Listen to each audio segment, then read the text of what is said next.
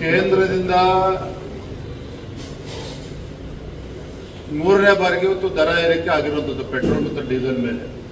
ಅದಕ್ಕೆ ಕಾರಣಗಳೇನು, ಜಾಗತಿಕ ಮಟ್ಟದಲ್ಲಿ ಯಾವ ರೀತಿ ತೊಂದರೆ ಉಂಟಾಗಿದೆ, ಅಮೆರಿಕ ಮತ್ತು ಇರಾನ್ ಮಧ್ಯೆ ನಡೀತಾ ಇರ್ತಕ್ಕಂಥ ಯುದ್ಧದ ಪರಿಣಾಮ, ಬೇರೆ ಬೇರೆ ದೇಶದಲ್ಲಿ ಯಾವ ರೀತಿ ಪರಿಣಾಮ ಆಗಿದೆ, ನಮ್ಮ ದೇಶದಲ್ಲೂ ಕೂಡ ಆ ರೀತಿ ಪರಿಣಾಮ ಬೀರಿರೋ ಪರಿಣಾಮವಾಗಿ ಕೇಂದ್ರ ಸರ್ಕಾರ ಇಂಥ ಒಂದು ಇಷ್ಟ ಇಲ್ಲದೆ ಹೋದರೂ ಸಹ ಒಲ್ಲದ ಮನಸ್ಸಿನಿಂದ ಈ ರೀತಿ ಒಂದು ಕಠಿಣವಾಗಿರ್ತಕ್ಕಂಥ ಒಂದು ನಿರ್ಧಾರವನ್ನು ತೆಗೆದುಕೊಳ್ಳಲೇಬೇಕಾಗಿದೆ. ಆ ನಿಟ್ಟಿನಲ್ಲಿ ತೆಗೆದುಕೊಳ್ತಾ ಇದ್ದಾರೆ.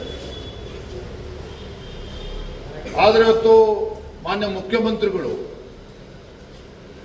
ಹಿಂದೆ ಹಲವಾರು ಬಾರಿ ಹೇಳಿದ್ದಾರೆ, ನಾನಿದ್ದಿದ್ರೆ 10 ರೂಪಾಯಿ ಕಡಿಮೆ ಮಾಡ್ತಿದ್ದೆ ಅಂತ ಹೇಳಿ. ಆದರೆ ಇದೇ ಸಿದ್ದರಾಮಯ್ಯನವರು ರಾಜ್ಯದಲ್ಲಿ ಕಾಂಗ್ರೆಸ್ ಸರ್ಕಾರ ಬಂದ ಮೇಲೆ 3 ಬಾರಿ ಪೆಟ್ರೋಲ್ ಮತ್ತು ಡೀಸೆಲ್ ಮೇಲೆ ತೆರಿಗೆ ಹೆಚ್ಚು ಮಾಡಿರುವಂಥದ್ದು ತಾವು ನೋಡಿದ್ದೇವೆ.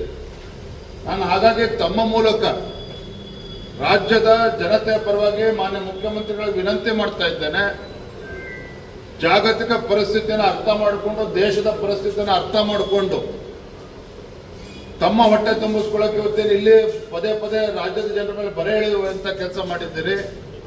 ಇಂಥ ಸಂದರ್ಭದಲ್ಲಾದರೂ ಕೂಡ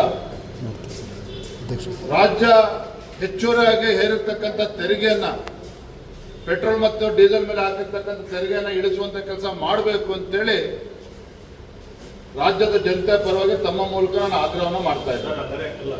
ತೆರಿಗೆ ಕಡಿಮೆ ಮಾಡಾಗಿದ್ರೆ ಬಿಜೆಪಿ ಆಡಳಿತ ರಾಜ್ಯಗಳಿಂದಲೇ ತೆರಿಗೆ ಕಡಿಮೆ ಮಾಡಿ ಅಂತ ಪ್ರಿಯಾಂಕ್ ಖರ್ಗೆ ಅವರು ಇವತ್ತು ಪ್ರಶ್ನೆ ಮಾಡಿದ್ದಾರೆ. ಗುಜರಾತಿಂದಲೇ ಮೊದಲು ಶುರು ಮಾಡಿ, ಗುಜರಾತ್, ಮಹಾರಾಷ್ಟ್ರ ರಾಷ್ಟ್ರೀಯ ನೇತಾರಾಗಿರ್ತಕ್ಕಂಥ ಪ್ರಿಯಾಂಕ್ ಖರ್ಗೆ ಅವರಿಗೆ ತಮ್ಮ ಮೂಲಕ ಒಂದು ಕಿವಿ ಮಾತನ್ನು ಹೇಳ್ತೇನೆ.